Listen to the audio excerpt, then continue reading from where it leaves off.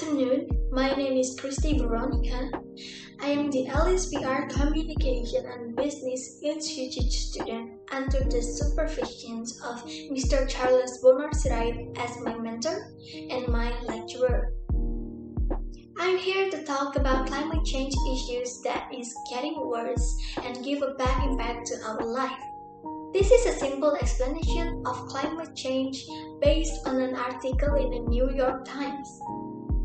The average temperature on the surface of the planet is already increased 1.7 degrees Fahrenheit since 1880, which may not seem like much, but think about it this way.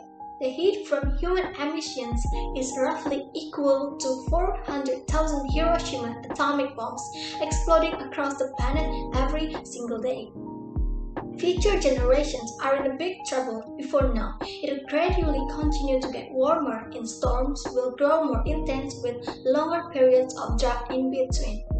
But the longer term, the Commission continues to rise unchecked to climate disaster will be so severe they will destabilize entire nations, send millions of refugees across the borders, cause widespread extinction of most species on the earth, and melt the polar ice caps, leaving the most of the world's coastal cities several feet underwater.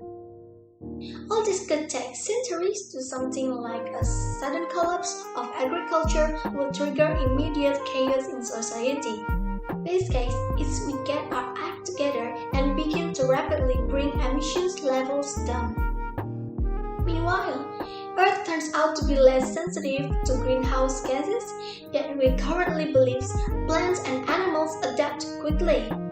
And major technological breakthrough help society limit emissions and adjust to climate change. But all these upsides of what were the only thing in our control is to limit emissions using all available tools and best behavior currently at our disposal.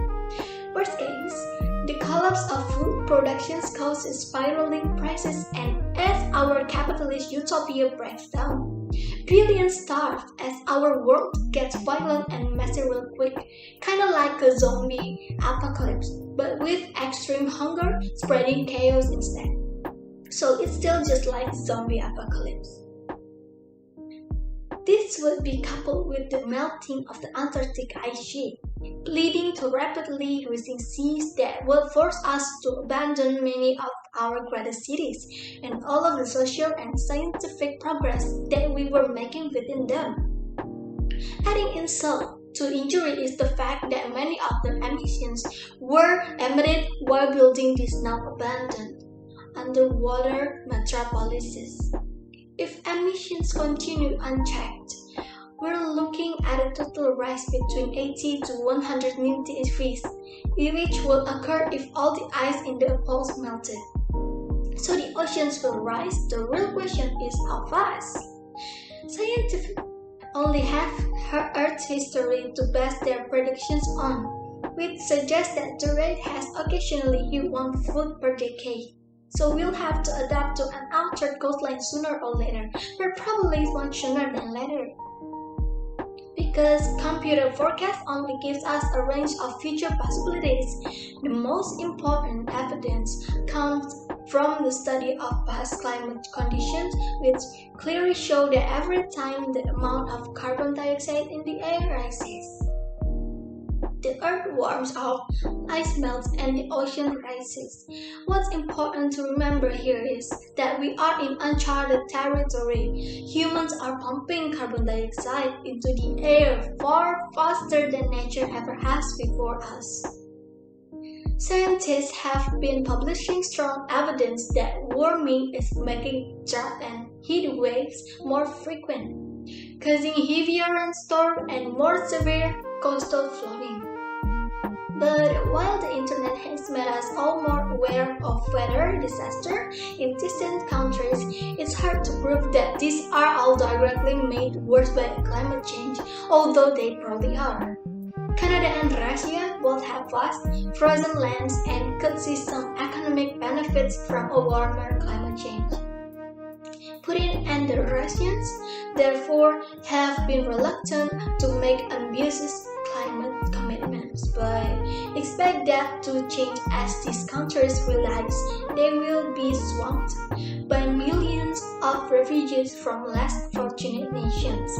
Libertarians and other political conservatives don't like the policies proposed to fight climate change and have chosen to try and block them by actively undermining the science. This effort has been funded by the oil and coal industry, who favor making money above all else. As more resources are devoted to solving the problem, our chances at big technological breakthroughs are improving, but we are still should be spending about 3 times as much money as we currently are on these efforts, according to several in-depth reports. You can reduce your carbon footprint by doing things like plugging leaks in your home insulation, installing a smart thermostat, taking public transit, taking less airplane trips, buying an electric car, and putting solar panels on your roof. A big one is eating less meat. And what's really needed is for you to speak up and exercise your rights as a citizen, because strong collective actions through state and national policies is how we'll make the most impact. So let's make a move to governmental as one organization and start to fix the world. Until next time, I'm Christy Veronica. Thanks for watching my video. See you later.